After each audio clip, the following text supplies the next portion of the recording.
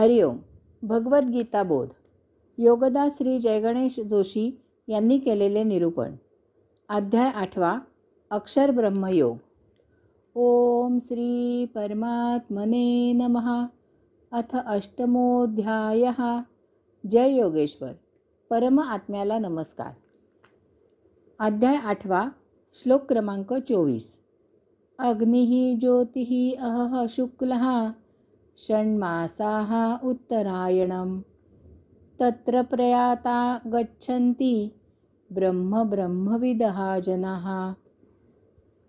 ब्रह्म जाणणारे लोक अग्नी, ज्योती, दिवस, शुक्ल पक्ष, उत्तरायणाचे 6 महिने या कालावधीत शरीर त्याग करून ब्रह्माला प्राप्त होतात.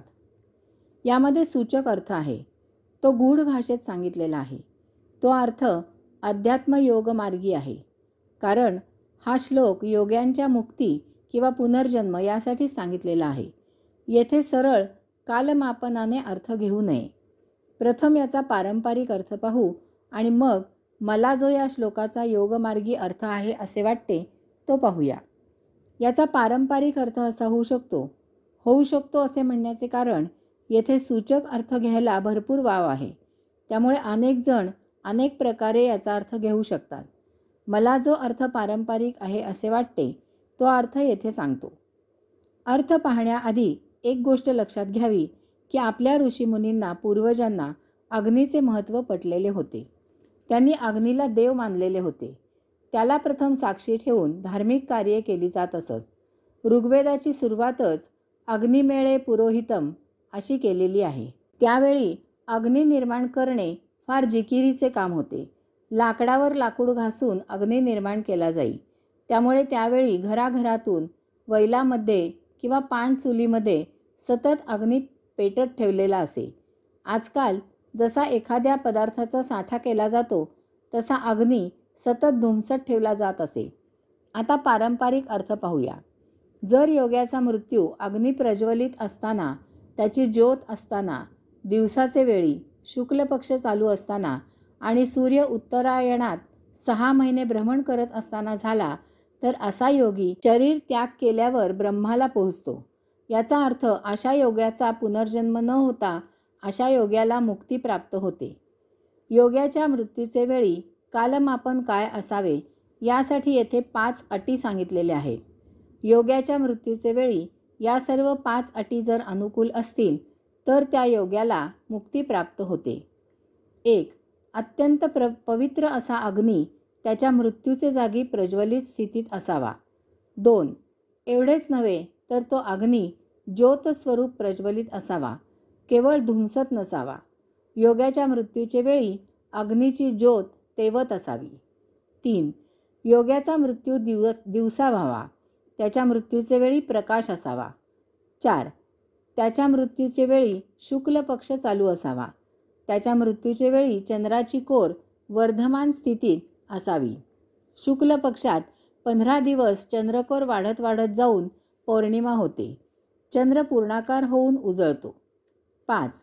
योग्याच्या मृत्यूचे वेळी सूर्य उत्तरायणात 6 महिने भ्रमण करत असावा. याचा अर्थ विषुववृत्तावरून कर्कवृत्ताकडे किंवा कर्कवृत्ताकडून विषुववृत्ताकडे सूर्य मार्गस्थ असावा.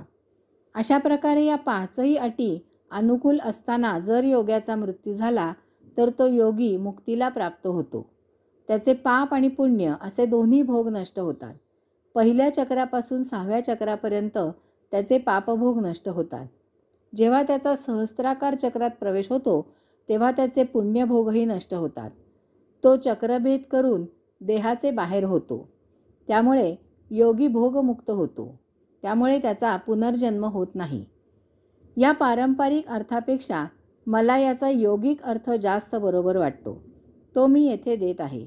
यासाठी याच अध्यायातील श्लोक क्रमांक 5, 6, 9, 10, 12, 13 या श्लोकांचे निरूपण पुन्हा एकदा वाचावे आणि मग हे निरूपण वाचावे. तसे पाहिल्यास एकूणच आतापर्यंत सांगितलेल्या सर्व श्लोकांचा संबंध येथे आहे. योग्याच्या मृत्यूसंबंधी हा श्लोक आहे. तेव्हा येथे गृहीत धरलेले आहे की योगी नित्य नियमित योगोपासना करत आहे. मृत्यूची चाहूल लागताच योग्याने ध्यानस्थ व्हावे. 1. यावेळी त्याची कुंडलिनी जागृत होणे यालाच येथे अग्नी असे म्हटले आहे. 2. ज्योत याचा अर्थ कुंडलिनी जागृत होऊन ती ऊर्ध्व मार्गी प्रज्वलित होते, कारण ज्योत नेहमीच वरचे दिशेने प्रज्वलित झालेली असते. कुंडलिनी नुसतीच जागृत होऊन पुरेसे नाही, ती ऊर्ध्व मार्गी प्रवाहित झाली पाहिजे. 3. दिवस याचा अर्थ प्रकाश असा आहे.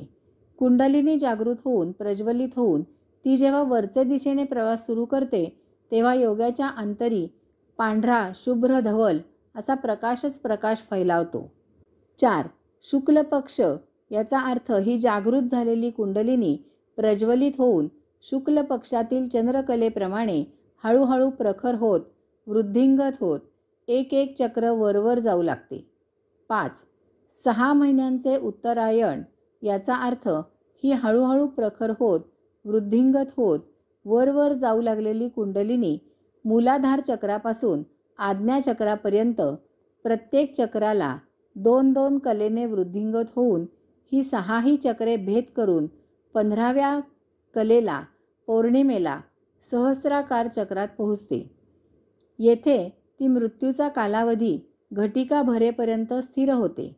अशावेळी जेव्हा मृत्यूचा कालावधी भरतो तेव्हा ही कुंडलिनी शक्ती अंतरात्म्यासह सहस्राकार चक्र भेद करून परम आत्मब्रह्माला प्राप्त होते. मृत्यूसमयी कुंडलिनी शक्ती सहस्राकार चक्रात स्थिर झालेली असते तेव्हा अंतरात्म्याला शरीराबाहेर पडायला ब्रह्मरंध्राचा मार्ग मोकळा झालेला असतो. यासाठीच मृत्यूची चाहूल लागली की योग्याने ध्यानस्थ व्हावे आणि कुंडलिनी शक्ती सहस्राकार चक्रात स्थिर करावी. त्या योगे ब्रह्मरंध्र मोकळा राहून अंतरात्मा मुखातून किंवा नाकातून किंवा कानातून किंवा त्वचेतून किंवा डोळ्यातून बहिर्मार्गी न होता ब्रह्मरंध्रातून कुंडलिनी शक्तीकडे सहस्राकार चक्रात जातो आणि तेथून देहत्याग होतो. ब्रह्मरंध्र हा असा शब्द आला आहे, त्याचा अर्थ पाहूया. माणसाचा जेव्हा मृत्यू होतो तेव्हा बहुतांशी त्याचे डोळे किंवा तोंड उघडं असतं. आपण म्हणतो प्राण डोळ्यातून किंवा तोंडातून गेला. याचं कारण अशा माणसाचा पुनर्जन्म व्हायचा असतो. त्याचे भोग इच्छा संपलेल्या नसतात. या संचित भोगांनी आत्म्याला वेढून टाकलेले असते. या संचित भोगवासनेमुळे जीवात्म्याला पाहायची बोलायची इच्छा असते, ती अतृप्त राहते. हे संचित भोग उपभोगून संपवण्यासाठी त्यासह आत्मा देहत्याग करतो. परंतु योग्याचा मृत्यू मात्र डोळे किंवा तोंड उघडं राहून होत नाही. त्याचा प्राण 6व्या चक्रातून ब्रह्मरंध्रातून 7वं चक्र भेदून टाळूतून जातो, कारण तो मुक्तात्मा असतो. कसल्याही इच्छा भोग शिल्लक नसतात. अध्यात्मामध्ये ब्रह्मरंध्राला फार महत्त्व आहे. आता येथे भौगोलिक गोष्टीचाही विचार करायचा आहे. आपण पृथ्वीवर राहतो. आपल्या पृथ्वीचे पुढे सूर्य आहे. या सूर्याचे पुढे परम आत्मा विश्वाच्या केंद्रस्थानी आहे. दिवसा योगी जेव्हा ध्यानस्थ बसतो तेव्हा त्याच्या टाळूकडील भाग सूर्याकडे असतो. याचा अर्थ ध्यानस्थ योग्याची टाळू सूर्यमार्गाने परमात्म्याकडे असते. त्यामुळे दिवसा मृत झालेला योगाचा अंतरात्मा टाळूमधून सहस्राकार चक्रामधून बाहेर झालेला अंतरात्मा परमात्म्याकडे मार्गस्थ होतो. हे फक्त दिवसाच शक्य आहे. हे रात्री शक्य नाही, कारण रात्री ध्यानस्थ योग्याची मांडी याचा अर्थ गुदद्वार मूलाधार चक्र पृथ्वीच्या मध्यबिंदूकडून सूर्याकडे असते. त्याची टाळू सूर्याच्या विरुद्ध दिशेला असते. अशावेळी रात्री टाळूमधून बहिर्मार्गी झालेला अंतरात्मा मार्गस्थ होऊन परमात्म्याकडे न जाता त्याच्या विरुद्ध दिशेला विश्वातच भरकटेल.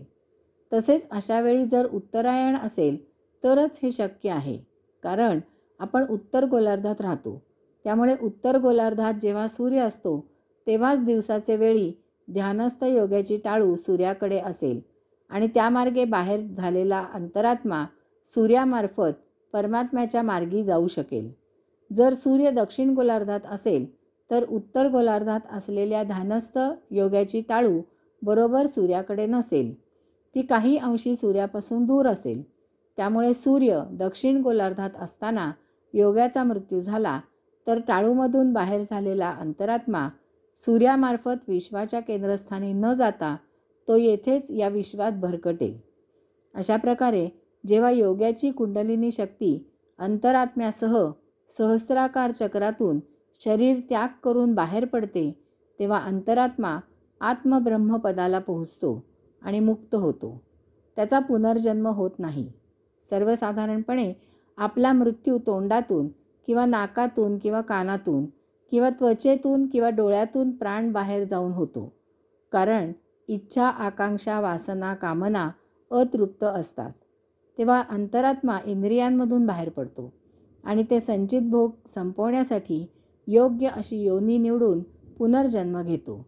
परंतु अशा प्रकारे अंतरात्मा कुंडलिनी शक्तीसह जेव्हा 7व्या सहस्राकार चक्रातून देहत्याग करतो, तेव्हा सर्व भोग लोप पावतात आणि संपुष्टात येतात. त्यामुळे संचित नष्ट होते. येथे पुनर्जन्म होत नाही. हरिओम.